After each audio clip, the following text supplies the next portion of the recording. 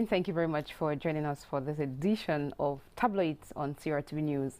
Let's delve directly to the papers and see what's making headline. Today, we'll start with L'Economie newspaper talking about airline transportation. L'Economie newspaper carries an article captioned, "Required payment for the maintenance of planes at Cameroon."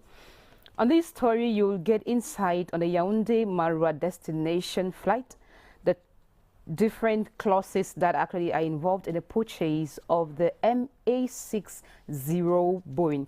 So you can get that story on page 2 of L'Economie newspaper.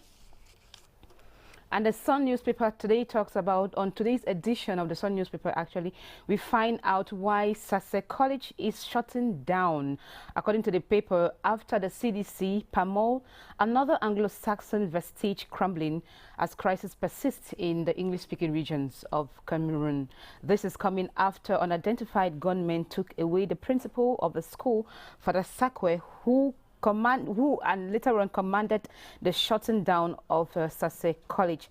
Though the principal was released days after, Cette College, which is one of Cameroon's greatest or first Anglo-Saxon college, might just be shutting down, as reports say in this newspaper.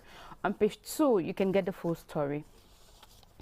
Le Messager newspaper this morning talks about the Operation Sparrowhawk, Mebengo and Co. in Kondengi, as the Messager newspaper puts it.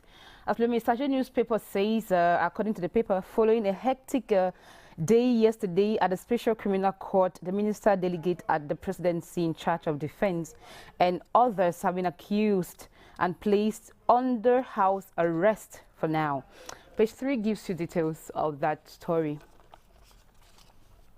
And we take you to Cameroon Tribune, the lone bilingual daily this morning, talking about the management of the sports sector in Cameroon. Cameroon Tribune says roles have been clarified as the paper writes. 3 agreements were signed yesterday between the Ministry of Sports and the Cameroon National Olympics and Sports Committee. This was done in the presence of the Prime Minister, Head of Government, Joseph Dion Gute.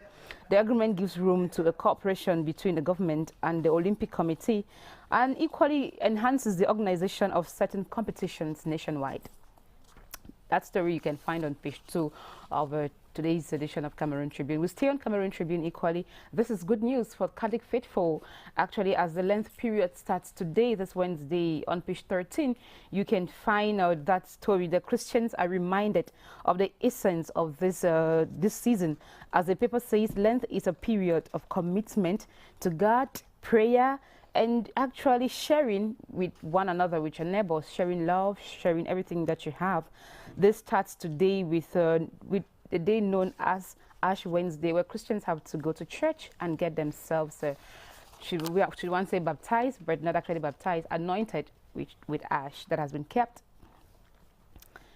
L'Economie newspaper this morning, that will bring us to the end of today's edition of Cameroon Tribune, today's edition of Today New Tabloids. Talking about airline transportation, equally we come back to that story on L'Economie newspaper. Cameroon has laid out the requirements for the maintenance of its airlines. So that's how we saw it today on this edition of Tabloids on CRTV News. Thank you very much for your kind attention.